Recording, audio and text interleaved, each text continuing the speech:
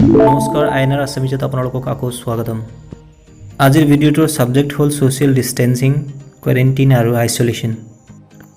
Social distancing মানে হ'ল বেমাৰৰ পৰা বা অন্য কিবা কাৰণত আমি পৰস্পৰৰ মাজত যি দূৰত্ব বজাই ৰাখোঁ সেইটো হ'ল সোশ্যাল ডিস্টেন্সিং।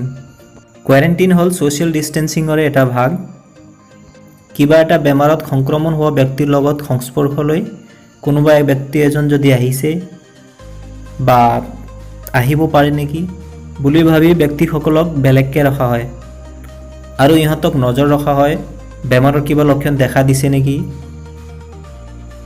উদাহৰণস্বৰূপে কেৰালা, পাঞ্জাৱ, মহাৰাষ্ট্ৰ আদি বিভিন্ন সংক্ৰমিত ৰাজ্যৰ পৰা নিজৰ ৰাজ্যলৈ যেতিয়া পুনৰ ঘূৰি আহিলে বা চীন, ইংলেণ্ড, ইটালী, আমেৰিকা ইত্যাদি ধৰণৰ এফেক্টেড দেশৰ পৰা যেতিয়া আমাৰ নাগৰিকসকল আকৌ আমাৰ দেশলৈ ঘূৰি আহিছে তেতিয়া ইহঁত সংক্ৰমিত ব্যক্তিৰ লগত সংস্পৰ্শলৈ নিশ্চয় আহিছে বুলি এটা ডাউট থাকে।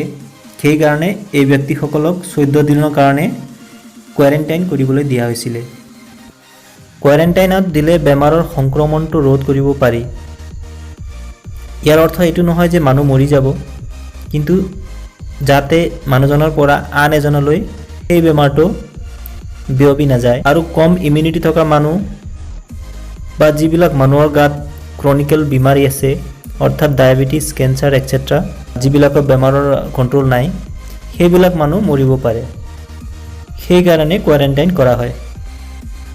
আপোনালোকে নিউজত এটা নিশ্চয় খবৰ পাইছে যে দিল্লীত এজনী মহিলাই ডুবাইৰ পৰা অহা ঘটনাটো লুকোৱাৰ ফলত 284জন মানুহলৈকে এইখিনি সংক্ৰমণ বিয়পিছে বুলি।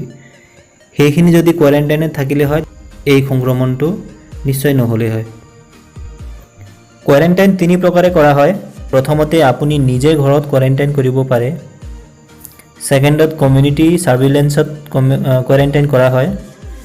থাৰ্ডত হ'ব গভৰ্ণমেণ্ট হস্পিটেলত গভৰ্ণমেণ্টৰ ফালৰ পৰা কোৱাৰেণ্টাইন কৰা হয়। আনহাতে আইসোলেশ্যন মানে হ'ল যিবিলাক ব্যক্তিক অলৰেডি সংক্ৰমণ হৈ গৈছে আৰু সেই বেমাৰটো যাতে আন পেচেণ্টক সংক্ৰমিত নহয় তাৰ কাৰণে বেলেগকৈ ৰখা হয়, তাক আইসোলেশ্যন বুলি ক'ব পাৰি। বিভিন্ন হস্পিটেলসমূহত আইসোলেশ্যন ৱাৰ্ড থাকে আৰু কিছুমানত নাথাকে। বৰ্তমান পৰিস্থিতিত কৰোনা ভাইৰাছৰ কাৰণে গভৰ্ণমেণ্টে নতুনকৈ আইসোলেশ্যন ৱাৰ্ডসমূহ প্ৰস্তুত কৰি আছে। এইবিলাক মেথড আজিৰ নহয়, তাহানিতে যেতিয়া প্লেগ হৈছিলে তেতিয়াৰ পৰাই এই কোৱাৰেণ্টাইন আৰু আইসোলেশ্যনৰ আৰম্ভ হৈছিলে। শেষত এটা বস্তুৱে ক'ব যাওঁ, আইসোলেশ্যন আৰু কোৱাৰেণ্টাইন নিজৰ কাৰণে নহ'লেও নিজৰ সম্পৰ্কীয়, নিজৰ ফেমিলি, সমাজ, ৰাজ্য, দেশ এখন কাৰণে খুবেই জৰুৰী।